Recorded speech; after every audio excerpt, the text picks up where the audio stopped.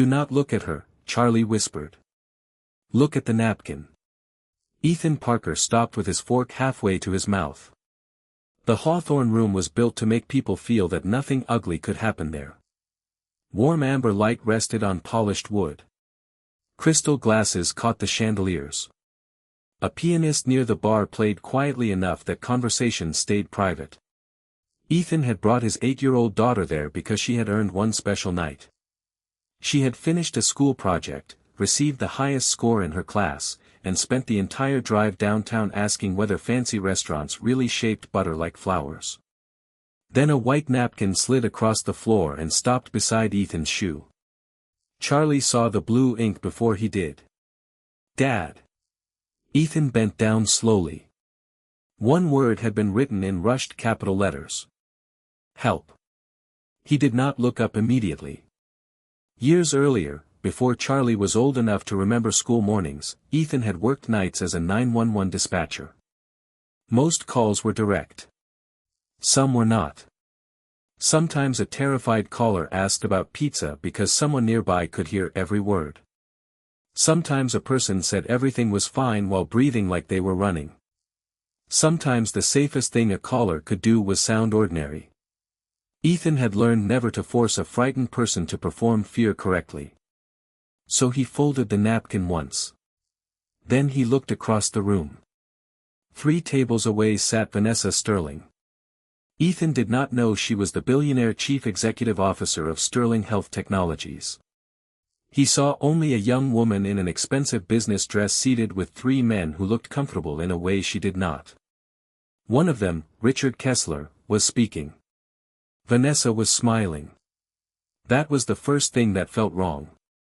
The smile appeared when Richard looked at her. It disappeared when he turned away. Then it returned the instant his attention came back.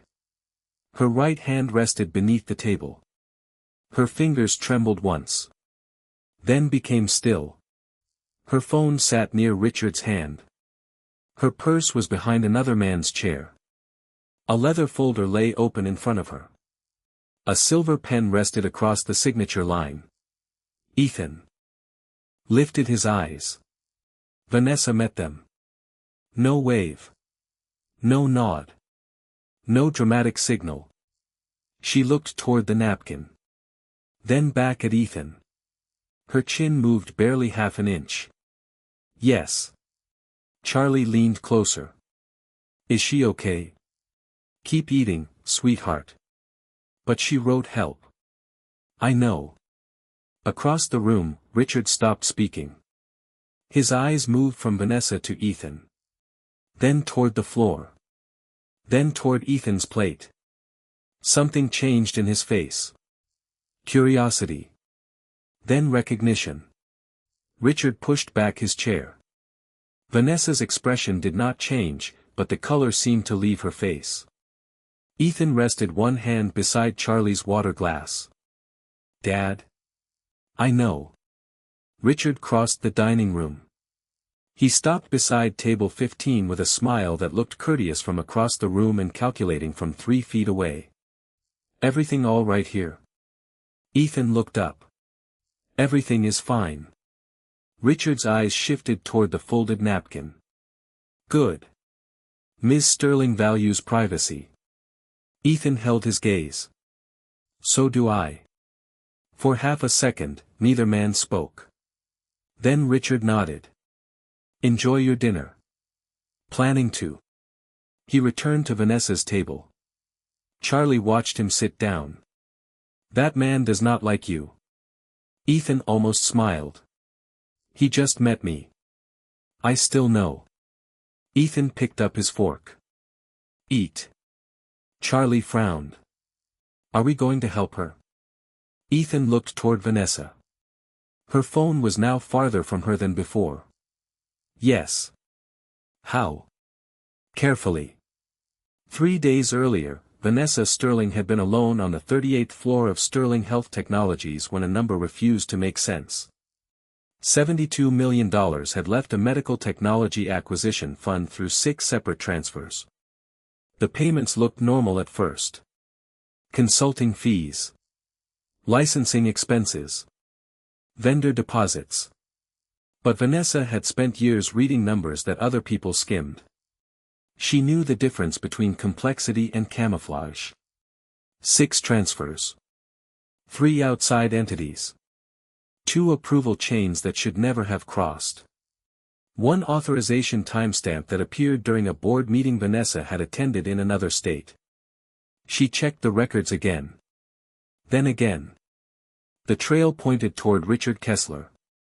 Richard was Chief Operating Officer. He had been with the company long enough to understand every weakness in its internal systems. The next morning he entered Vanessa's office carrying a leather folder. You should see this before you contact the board. Inside were emails bearing Vanessa's name. Electronic approvals tied to her credentials. Language that sounded almost like her. Almost. These are fabricated. Richard sat across from her. That will be difficult to prove quickly. You know where the money went. I know what the records say. I am taking this to the board. 2 members already have copies. That was the first moment the office felt smaller. By noon, a lawyer on Vanessa's internal legal team stopped returning calls. By 3, a director she trusted asked whether she had been under unusual financial pressure. Someone had begun constructing a story around her before she could tell the truth. Richard proposed dinner at the Hawthorne Room. Public place. Calm discussion. Temporary solution. Vanessa agreed because refusing would give him another fact to distort. Now the temporary solution lay open beneath warm restaurant lights. Transfer executive authority for 30 days. Operational control moved to Richard. Internal review led by his office. Sign before midnight. Do that, Richard said, and tomorrow stays manageable.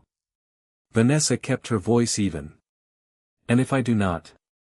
Richard glanced toward the dining room.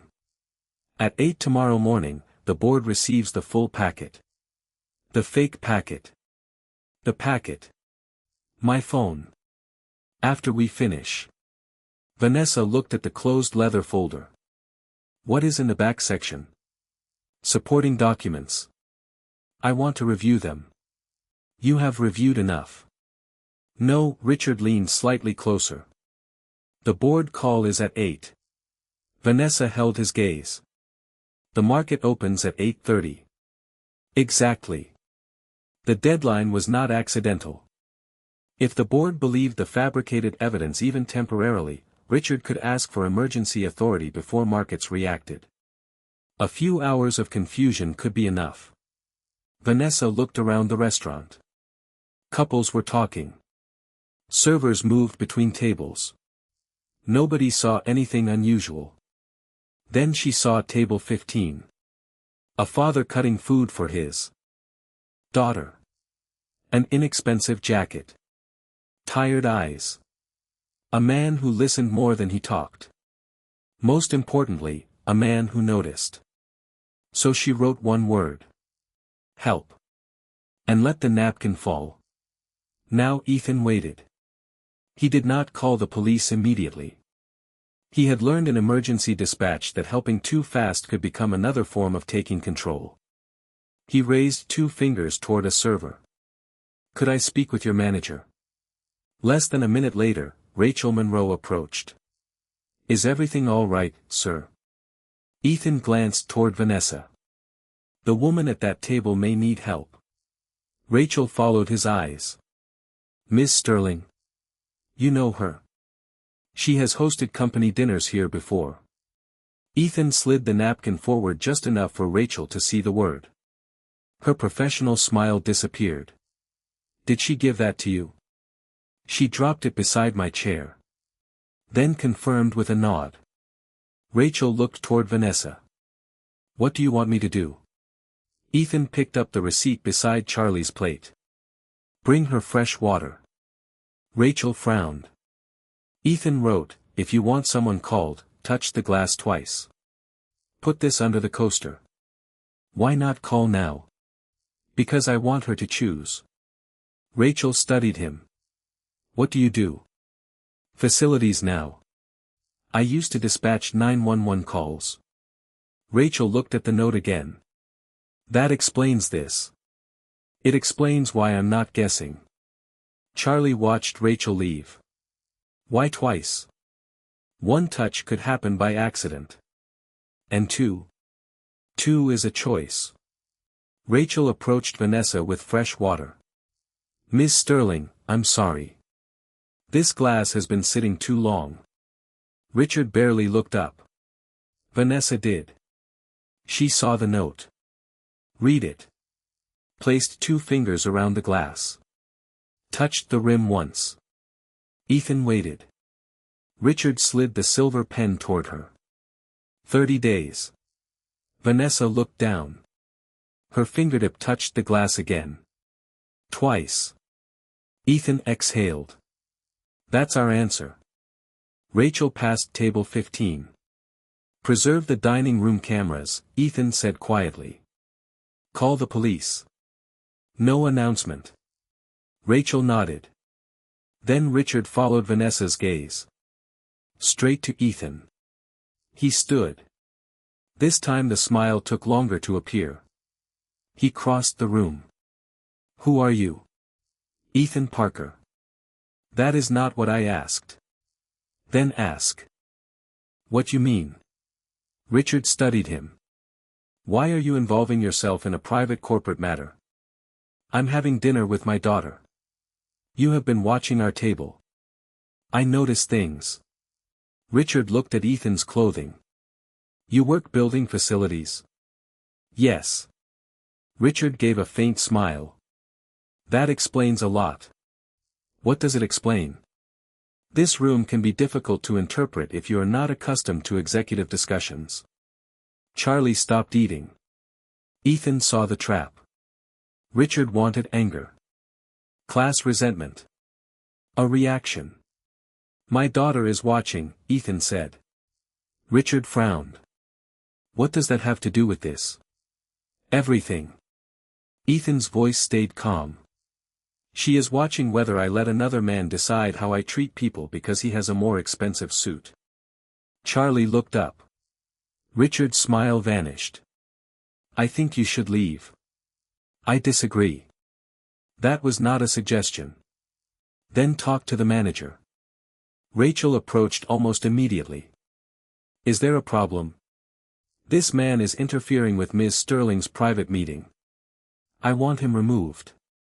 Rachel looked toward Vanessa. Then at the glass. Before I remove any guest, I want to hear what Ms. Sterling wants. Richard shifted slightly into her line of sight. There is no need to involve her. I think there is. Richard returned to his table. Ethan watched him sit beside Vanessa. Then Richard did something unexpected. He placed Vanessa's phone directly in front of her. Take it. Vanessa looked at him. You wanted your phone. She picked it up. Richard leaned back. Call anyone. Vanessa did not move. Call outside counsel. Call the board. Call the police. His voice stayed low. Then explain why you came here voluntarily, stayed for dinner, and now claim I somehow forced you to sign a document you never signed. These emails are fabricated. Prove it before 8. I will. Richard opened the folder. And while you prove it, I will send the board the access logs, the approvals, the signed vendor instructions, and your archived email chain. Vanessa looked at the phone in her hand. Archived by whom? Richard smiled. Exactly. He had not returned the phone because he had become reasonable. He had returned it because he believed the trap was complete. Vanessa could call. But every call might trigger the story he had already prepared. Across the room, Charlie whispered, he gave it back. Yes. Then why doesn't she call? Ethan watched Vanessa's face. Because sometimes having a phone is not the same as having a safe choice. Richard raised one hand toward restaurant security. 2 employees near the entrance looked over. Rachel saw it too. Derek in another story might have tried to overpower the room. Richard did something colder. He tried to redefine it. "This man," Richard said to one security employee, "has been staring at Ms. Sterling, passing messages, and interfering with a confidential meeting." Rachel stepped forward. "That is not what I observed." Richard pointed toward Ethan's table. "He took property from ours." "The napkin landed beside my chair," Ethan said. "And you kept it?" "Yes." "You contacted the manager?" "Yes." "You sent a secret note to Ms. Sterling?" "Yes." Richard looked at the security employee. "He is admitting all of it." Charlie squeezed Ethan's hand. "Dad. I'm here." The security employee spoke carefully. "Sir, we may need you to step away while we sort this out." Ethan nodded. "Okay." Rachel objected. "Wait." Richard turned toward Vanessa. "Tell them." Vanessa looked up. "What?" "Tell them he made you uncomfortable." The dining room seemed quieter. Richard leaned closer. "If you turn this into a public scene, every person in this restaurant becomes a witness to the chief executive officer of a public company losing control during a financial crisis." Vanessa's hand tightened around her phone. There it was. The threat was not the restaurant. It was tomorrow. The board. The market. The story. Ethan looked at Vanessa. He did not nod. Did not signal. Did not ask her to save him. The security employee gestured toward the lobby. "Sir." Ethan stood. Charlie stood too. "But you didn't do anything." Sometimes being calm matters more than being believed first. Richard reached for the leather folder. "There. It's handled." Charlie turned toward Vanessa.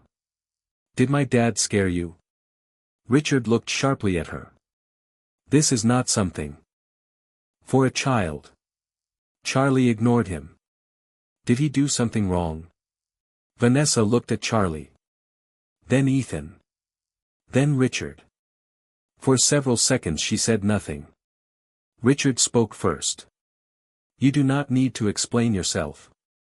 That was the mistake." Vanessa stood. No, the word carried farther than a shout would have. She looked at Charlie. "Your father did not scare me." Rachel stepped closer. "Did he interfere with your dinner?" No, Richard opened his mouth. Vanessa raised one hand. "He helped me." The security employees stopped. Charlie released Ethan's hand. Richard's face changed. "Nonsense." Vanessa reached into her pocket and removed the folded receipt Rachel had sent. Then Rachel brought the napkin in a clear sleeve. "Help." Richard looked at it. "That proves nothing." "No," Vanessa said. "But it proves I was asking for help before anyone confronted you." The front doors opened. 2 uniformed officers entered. Rachel met them. One approached Vanessa. "Ma'am," the manager said, "someone requested assistance." "I did." Richard spread his hands. "There has been a misunderstanding." The officer looked at the leather folder. "Then we can establish what happened." Richard's phone vibrated. He looked down. Only for a second. But Vanessa saw the screen. "Board packet sent." Her face went still. "What did you just send?" Richard locked the phone. "Nothing relevant." "What did you send?" "You wanted the board involved." Vanessa's pulse jumped. Richard had already sent something. Maybe the fabricated packet. Maybe more. Maybe enough to move tomorrow's crisis forward tonight. He picked up the leather folder. "I'm leaving." Vanessa stepped into the aisle. "No, move. The folder stays. It is company property." "My company." Richard looked toward the officer. "Do you intend to stop a corporate officer from carrying corporate documents?" The officer answered carefully. Nobody is leaving with disputed evidence until we understand the complaint. Richard smiled. Evidence of what? Vanessa pointed toward the back of the folder. The transfers. Richard's eyes changed. Barely. Ethan saw it. So did Vanessa. The folder mattered. Not merely because of the paper. Because Richard did not want anyone else to open the back section. Warren Blake, the attorney seated across from Vanessa, stared at the table. Vanessa looked at him. Warren. He did not answer. What is in the back?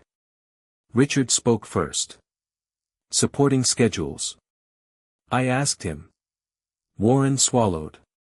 Vendor transfers. What else? Authorization histories. Richard's voice hardened. Warren. Vanessa stepped closer. What else? Warren looked at Richard. Then at the officers. Device access reports. Richard's jaw tightened. Vanessa stared. Device access. Warren closed his eyes briefly. Copies of login events tied to the approvals. Why are they in that folder? No answer. Richard reached for it. The officer stopped him. Sir. Richard pulled his hand back. I want counsel. Vanessa looked at Warren. Who requested the device logs? Warren's voice was unsteady. Richard's office. Why? I thought it was for the internal review. You thought? Warren looked at her. I stopped believing that yesterday. Richard turned sharply. You have no idea what you are saying. Warren reached into his jacket. For 1 second, everyone near the table tensed.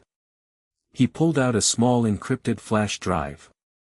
Richard's face changed completely. What is that? Warren held it up. A copy. Vanessa stared. Of what? The access logs. The draft approvals. The email that instructed legal to prepare the 30-day authority resolution before you were told about the transfers. Richard stepped toward him. The officer moved between them. Stay where you are. Warren's hand shook. I made the copy because I was afraid the records would disappear. Richard stared at him. You copied privileged company material. Warren answered quietly. I preserved evidence. The room went silent. Richard looked at the folder. Then the flash drive. Then his phone. For the first time, control left his face. Vanessa noticed. What did you send to the board? Richard said nothing. His phone vibrated again. A second notification appeared. Board vote requested, 8 a.m. Vanessa stared at the screen. Richard turned it face down. The movement was small, but everyone saw it. You already requested a vote? Richard's expression reset. I requested that the board be prepared. For what? For instability. You mean for removing me? I mean for protecting the company. Vanessa looked at Warren. Were executive authority documents prepared before tonight? Warren's eyes dropped. Yes. How long before? Yesterday afternoon. The answer hit harder than the accusation. Richard had spent the evening claiming that the 30-day transfer was an emergency response to Vanessa's refusal to cooperate. But the document had been prepared before the dinner. Before the napkin. Before the confrontation. Before anyone could honestly call the night an emergency. Vanessa looked back at Richard. So this was never a temporary solution you invented tonight. Richard's voice stayed controlled. Contingency planning is normal. Then why hide the full transfer schedule from me? No answer. Why prepare a board vote before I reviewed the evidence? Richard looked toward the officers. I am not answering legal questions without counsel. Vanessa nodded slowly. Good. She stepped back from the table. Then we finally agree on something. For the first time that evening, she stopped trying to make him explain himself. She no longer needed a confession. She needed the records to survive the night. Richard looked at the folder. Then the flash drive. Then his phone. For the first time, control left his face. Vanessa noticed. "What did you send to the board?" Richard said nothing. Vanessa held out her hand. "My counsel will answer that in the morning." She did not lower her hand. "Show me." "No," the officer stepped closer. "Sir, keep the phone visible." Richard looked around. The restaurant had changed. Not physically. But the story no longer belonged to him. Within an hour, Vanessa's independent outside counsel arrived with 2 members of the audit committee. The police did not solve a $72 million financial case at a restaurant. They preserved what mattered. The napkin. The note. The restaurant video. The blue-toned leather folder. Richard's phone. Warren's flash drive. Statements from everyone present. A timeline. Ethan gave only facts. She dropped the napkin. She confirmed she wanted help. We sent a note asking whether she wanted someone called. She touched the glass twice. Richard asked security to remove me. Charlie sat beside him with chocolate pie. Her hands had finally stopped shaking. Dad? Yes. Was I wrong to talk when that man told me not to? Ethan looked at her. No, but you always say kids should not interrupt. I say people should be respectful. So I was respectful. You were direct. Is that good? Ethan glanced toward Vanessa. Tonight it was. Across the room, outside counsel connected Warren's encrypted drive to an isolated laptop. The first file contained access records. The second contained draft board resolutions. The third contained an email chain with one sentence that changed the entire direction of the investigation. Prepare executive authority documents before she reviews the full transfer schedule. The sender was tied to Richard's office. No one in the restaurant called it proof of the entire scheme. But nobody could call the dinner a misunderstanding anymore. At 8:30 the next morning, the 38th floor of Sterling Health Technologies felt colder than Vanessa remembered. Morning light poured through the boardroom glass. 12 directors sat around the walnut table. Outside counsel. Forensic accountants. Independent investigators. No Richard. Vanessa stood at the head of the room. $72 million left our acquisition fund through 6 transfers, she said. The approvals attributed to me are under review as fabricated. The forensic accountant placed 2 timelines on the screen. The first showed the transfer approvals. The second showed Vanessa's verified location and device activity. One authorization had been entered while Vanessa was speaking at a medical conference in Boston. The approving device was inside the Chicago headquarters. Another authorization appeared 9 minutes after her credentials were reset by an administrator. A third reused language copied from an old approval document, including punctuation that had been removed from the current company template.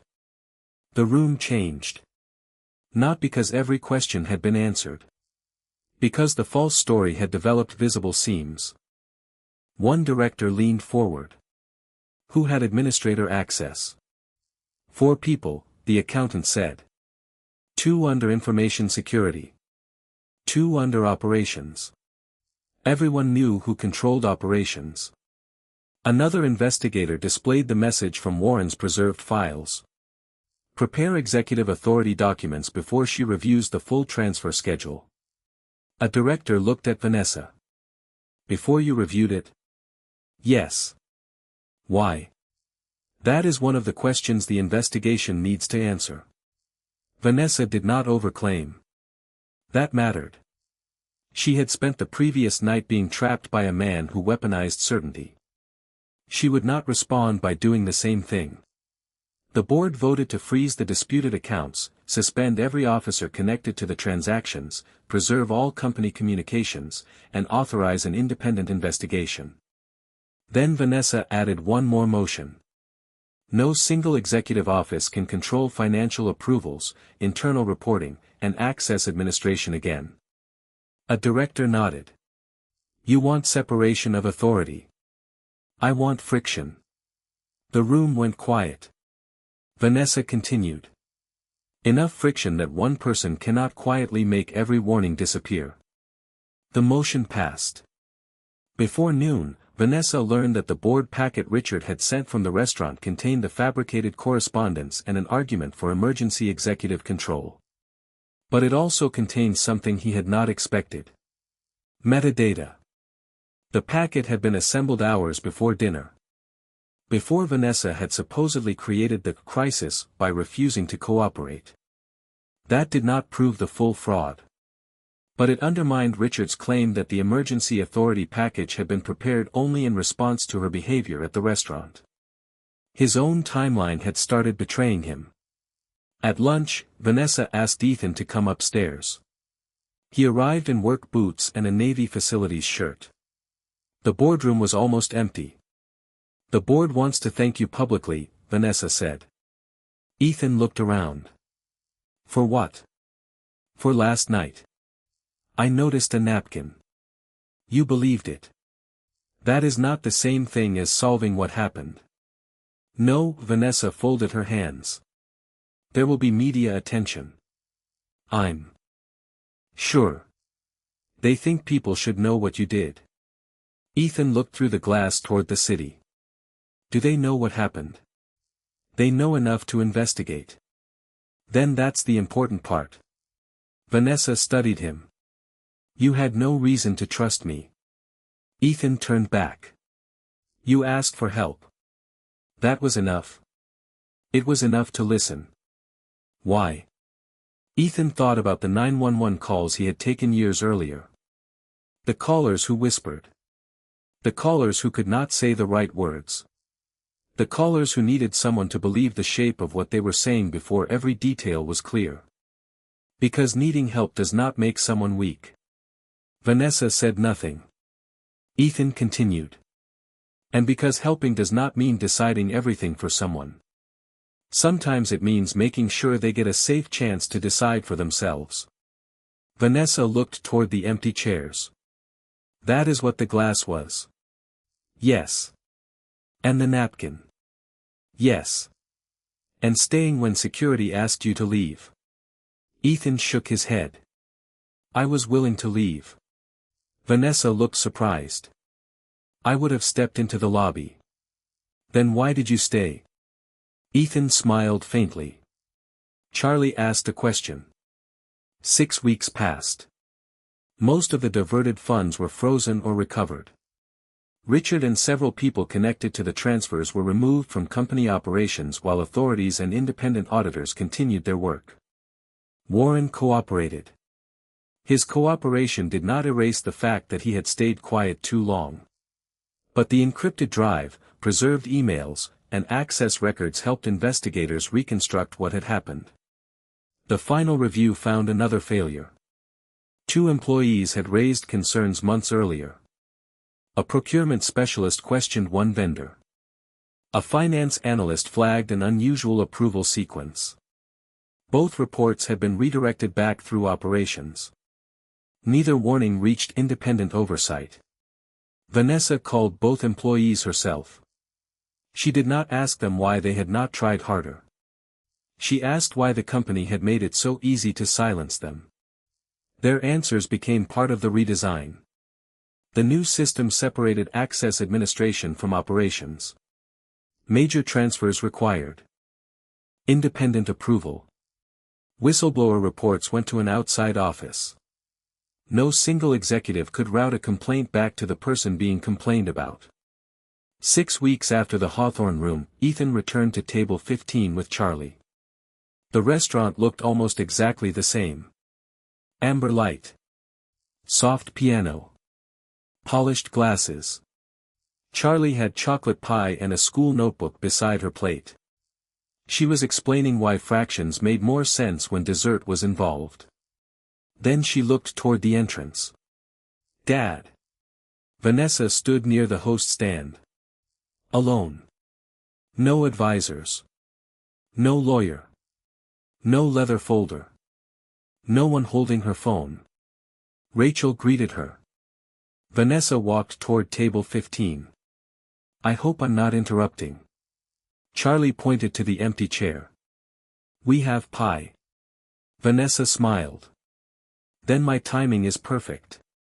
She sat. For several minutes nobody mentioned Richard. Charlie talked about school. Vanessa listened. Ethan noticed that she no longer checked the room every few seconds. Her phone rested beside her own hand. Eventually Vanessa looked at Ethan. The first forensic review is complete. He waited. Most of the money has been recovered or frozen. The rest is still being traced. And the reporting system? Changed completely. Outside oversight? Yes. Ethan nodded. That matters. It should have existed before. Now it does. Vanessa looked down. I used to think being powerful meant having enough control that nobody could corner you. Charlie looked at her. Were you wrong? Vanessa smiled. Very. Leah arrived with another slice of pie and placed a clean white napkin beside Vanessa's plate. Vanessa stared at it. Then laughed softly. She reached into her purse for a pen. Ethan watched her write, "Thank you." She looked at the words. Then drew one line through them. Charlie frowned. Why did you cross it out? Vanessa set down the pen. Because I don't need the napkin to say it this time. She looked at Ethan. Thank you. Ethan nodded. Not because you saved my company, Vanessa continued. You didn't. Auditors, investigators, employees, counsel, and the board had to do that. I know. You did something smaller. Charlie looked confused. Vanessa smiled. And maybe more. Important. She looked at Ethan. You gave me a way to ask for help without taking the choice away from me. Ethan glanced toward Charlie. She helped with that too. Charlie smiled. I asked if Dad was scary. Vanessa laughed. Yes, you did. Was he? No, Ethan raised an eyebrow. Still good to know. Around them, the Hawthorne room continued as normal. Glasses clinked. The piano played. A waiter carried dessert past the bar. Nothing dramatic happened. That was what made the moment complete. 6 weeks earlier, a white napkin had meant fear. Tonight it was just a napkin. Vanessa folded it once and placed it beside her plate. Blank. Nothing hidden. Nothing asking to be noticed. Charlie took another bite of pie. Dad? Yes. If someone drops another napkin, do we help them too? Ethan looked across the room. First we listen. Charlie nodded as if filing away a rule. Vanessa looked at the clean napkin. No message. No warning. No deadline. For once, ordinary meant safe. And at table 15, that was enough.